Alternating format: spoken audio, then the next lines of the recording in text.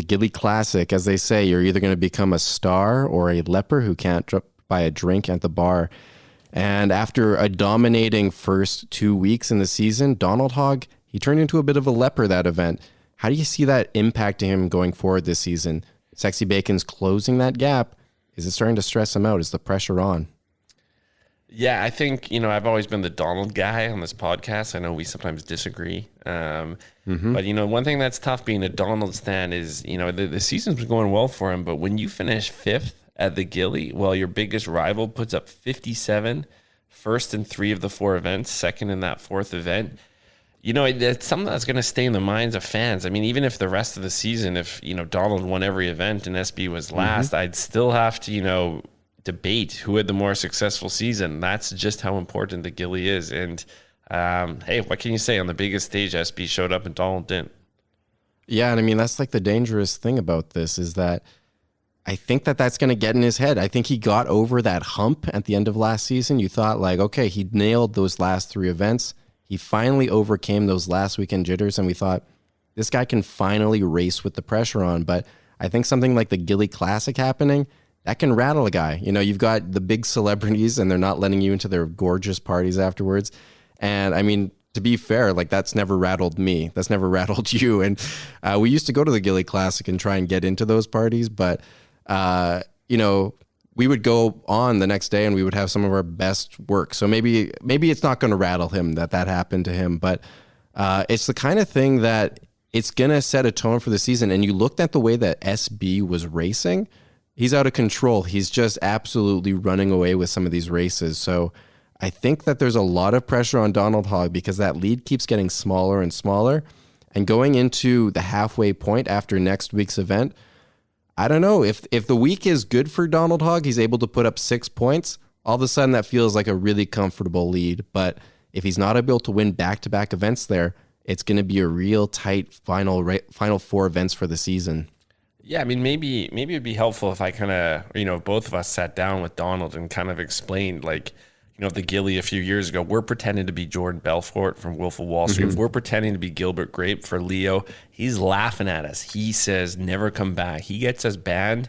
And, people are saying it's the most embarrassing thing they've ever seen, a Gilbert Grape Wolf of Wall Street. I mean, but the next day we show up and we do one of our best podcasts yet. So, I think that's something with resilience, and maybe Donald could, maybe he should listen to that episode and just hear how fresh we are after what some would say the most embarrassing night in the history of mankind. And it did not rattle us at all. And I think that's something Donald's going to need to channel.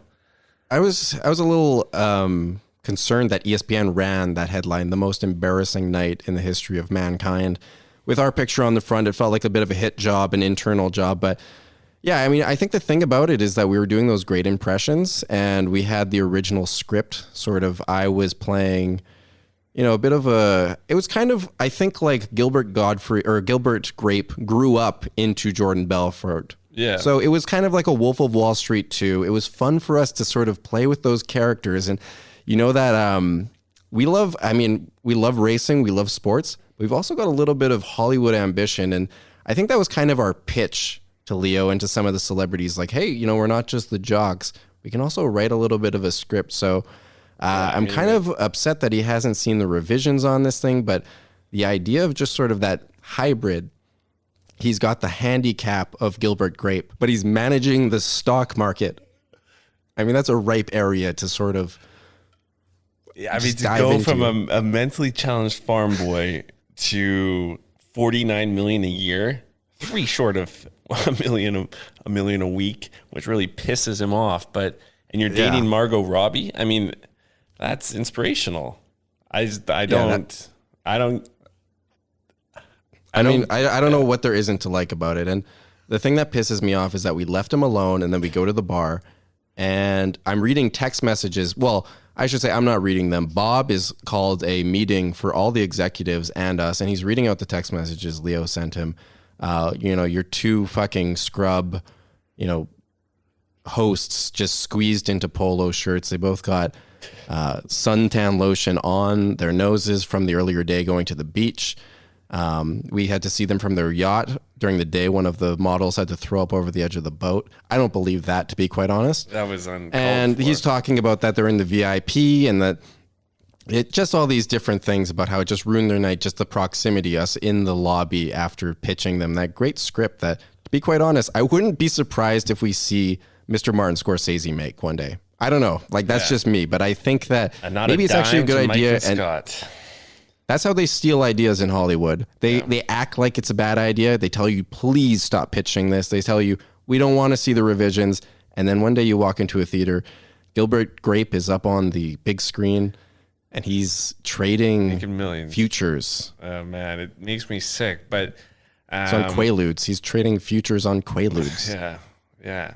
He's cured his mental handicap. But yeah, I mean, SB, he was just on fire this weekend. 57 points. I mean, that's hard to do at, playing against computers at some bullshit event. So it's unbelievable what he's doing out there. And yeah, I think Donald's going to need a little inspiration from Mr. Grape / Mr. Wolf. Yeah, no, definitely. And I think, what's your prediction, I guess, going forward? Because week one, I guess, let's say the season preview, we're saying SB wins this thing. Week one, we're saying, okay, there's no way he's coming back. And now we're starting to feel a little bit of that pressure. Do you think he's going to pull this one off, or do you think Donald Hogg's going to hold on? Man, I think it's a collision course, and they're set to be dead tied at the final weekend, just like last year. And then anything can happen. Man. That's what I think. These two are they're made to be doing this for the rest of time. It's just like the law of Donald / SB. So yeah, that's my prediction.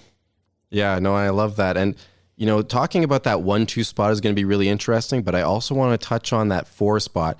I'm thinking Marky Mark is starting to get locked into that 3, unless there's some big weekends by Yoshisaur. But that Yoshisaur, Raichosaur, Special Tay sort of constellation, so to speak. I know you only say there are 3 stars, but I think there might be 6. They're exciting. And I think that, do you think Special Tay has a chance to rock it up after that controversial start to the season? He's racing really well. No, I don't, Mike. If you look at the footage, actually, he's somehow gotten worse. On Mario Circuit 3, I break this down and later on, but he honestly looks like he's never raced before in his entire life. It's unbelievable how he regresses. How is he getting the second in the Gilli without being able to race? You'll see. It's unbelievable stuff. So I do not think he's a threat to, anyone but himself, actually. And okay, well, I agree with that partially. And I think Raichosaur will, one thing we saw, Yoshisaur's above Raichosaur in the standings, first time ever. And what do you know? Raichosaur has taken out her teammate a little bit this weekend. I think Raichosaur, she likes being P1. And that's interesting. We know women don't like to work together.